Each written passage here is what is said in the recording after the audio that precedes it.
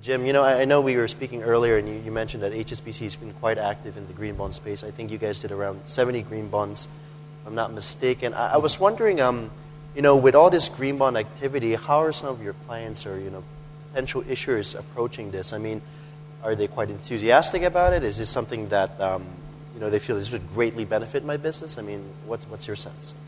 Yeah, it's certainly probably one of the most interesting dialogues we have with both issuers and investors in the capital market space at the moment. And if you look at some of the numbers, it's easy to see why year to date there's probably been around $60 billion worth of green bonds issued globally.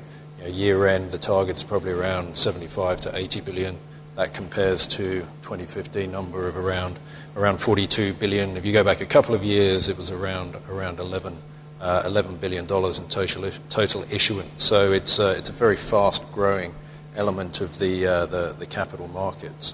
And I think if you take a step back and look at some of the reasons for that and why it's important for our issuers and investors, and why you're seeing a differentiation here in Asia away from just Chinese issuers, financial institution issuers, into more corporate and strategic issuers, you see some interesting trends. So I think for our corporate client base, there is a lot of interest.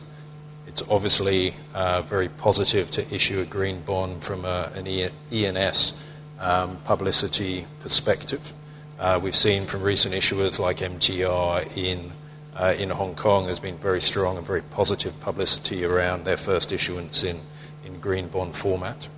We're also seeing, both anecdotally and practically from an investor perspective, that there are investors who are becoming very focused on the amount of investments, the amount of their portfolios in green bonds. So we're actively tracking who's buying our green bonds, and we are seeing an increasing proportion of repeat investors in those issuances.